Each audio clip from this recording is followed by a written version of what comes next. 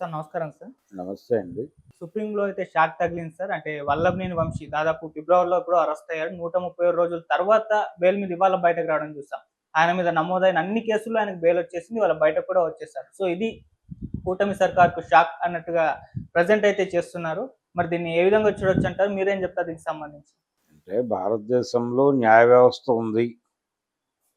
Case పెట్టిన తర్వాత bail move చేసుకునే అవకాశం ఉంది. ఓకే. ట్రయల్ ఇమ్మీడియేట్‌గా జరగవు కాబట్టి ట్రయల్ జరిగే వరకు ముద్దాయి బయటుంటాడు. బయట నుంచి కోర్టుకెళ్తాడు. కేసు ట్రయల్ జరిగిన తర్వాత కేసు మెరిట్స్‌ని బట్టి శిక్ష పట్టవా లేకపోతే బయటికి రావటమా ఎక్విటల్ అయిపోయి అనేది ఆధారపడి ఉంటుంది. కాబట్టి స్టిల్ ఇప్పటికీ కోర్టులకి కొంత ప్రాధాన్యత ఉంది. అంటే గవర్నమెంట్ కోరుకుంటే మేనేజ్ చేయగలదు అనేటువంటి ఒక అభిప్రాయం ఉంది, కానీ అన్ని సందర్భాల్లోనూ అది ప్రూవ్ అయిన వ్యవహారం కాదు. కొన్ని సందర్భాల్లో కోర్టులు న్యాయం చేస్తున్నాయి, కొన్ని సందర్భాల్లో అన్యాయం జరుగుతోంది కోర్టుల్లోనే. ఇది రెగ్యులర్గా జరుగుతూనే ఉంది. సుప్రీంకోర్టులో మొత్తానికి వల్లభనేని వంశీకి న్యాయం అని నేను అన్ను. ఇది న్యాయం కాదు. ఎందుకంటే ఆయన ఎవరైనా సరే ఒక క్రైమ్ చేసిన తర్వాత వాళ్ళు చేశారా చేయలేదా అనేది కోర్టు డెసిషన్ చేస్తుంది.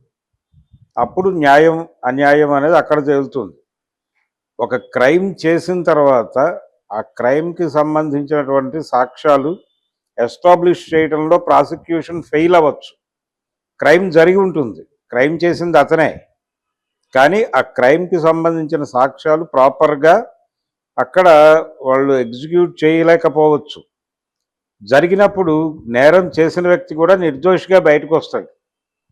కాబట్టి కోర్టులలో న్యాయమే జరుగుతుంది, అన్యాయం జరగదు, అన్యాయం జరుగుతుంది, న్యాయమే జరగదు, ఇలాంటి అభిప్రాయాలకు తావులేదు. ఆ టైంకి బెంచ్ మీద వచ్చినటువంటి కేసుకు సంబంధించినటువంటి వీళ్ళు సబ్మిట్ చేసినటువంటి మెటీరియల్ జెన్యూనా కాదా దాని మీద వరకే చర్చ జరుగుతుంది. అలా సుప్రీంకోర్టు వీళ్ళు ఇచ్చినటువంటి ఆర్గ్యుమెంట్తో సాటిస్ఫై కాకపోవడం వలన ఎవరైతే అక్యూజ్డ్ ఉన్నారో అక్యూజ్డ్కి ఫేవర్గా జడ్జిమెంట్ ఇష్యూ చేస్తూ బెయిల్ ఇచ్చింది. ఇది కేవలం బెయిల్ మాత్రమే, ఆయన నిర్దోషిగా బయటకు రాలా, బెయిల్ మీద బయటకు వచ్చాడు.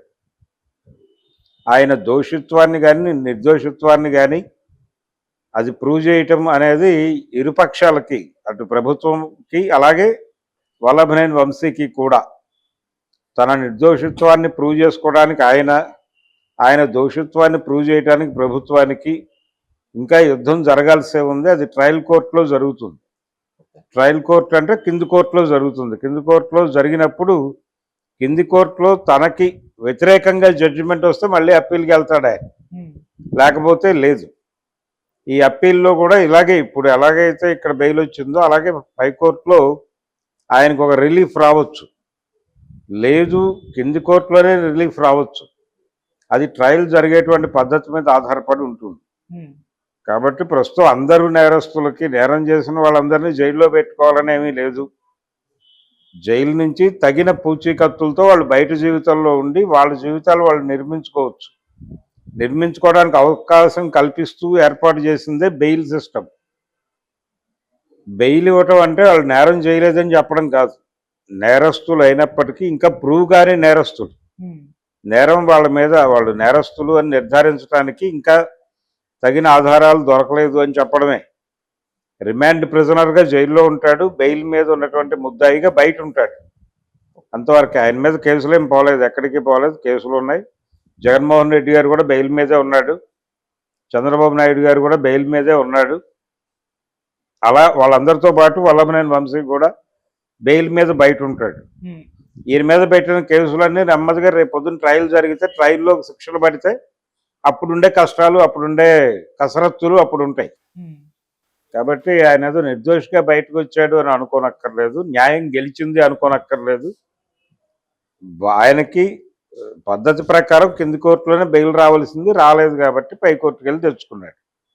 అంతకు మించి ఈ వ్యవహారానికి పెద్దగా ప్రాముఖ్యత ఉంటుంది అని నేనైతే అనుకోవడం లేదు. సార్ వంశీ విషయంలో ఇక ఇంతటితో ముగిసిపోయినట్టేనా, లేకపోతే ఇంకా కేసులు నమోదా, ఇంకా ఇబ్బందులు పెట్టే అటువంటి ప్రయత్నాలు ఏమైనా జరుగుతాయంటే పోసన్ విషయంలో సైలెంట్ అయిపోయింది కదా, ఇప్పుడు వంశీ విషయంలో ఏ విధంగా ఉంటుంది సార్? ముగియటం అనేది అలా ఏమి ఉండదండి. అది ముగించదలుచుకుంటే ఇప్పుడు మొన్న కొత్త కేసు ఒకటి ఎస్సీ ఎస్టీ అట్రాసిటీస్ యాక్ట్ ఒకటి వాళ్ళకి కలిసి వచ్చేలాగా ఒక కేసు ఒకటి పెట్టారుగా.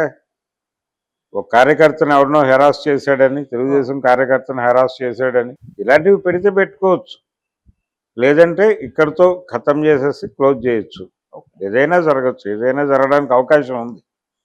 అంచేత వాళ్ళు ఏదో అతన్ని అంటే వీళ్ళు కన్సిడర్ చేసి వదిలిపెట్టలేదే, కోర్టు కన్సిడర్ చేసి బెయిల్ మీద రిలీజ్ చేసింది అంతవరకే. బెయిల్ మీద ఆ బెయిల్ క్యాన్సిల్ చేయమని ప్రాసిక్యూషన్ అడగచ్చు కోర్టు, కానీ అడిగే పరిస్థితుల్లో కనిపించట్లేదు. ప్రస్తుతం అడ్మిట్ చేద్దాం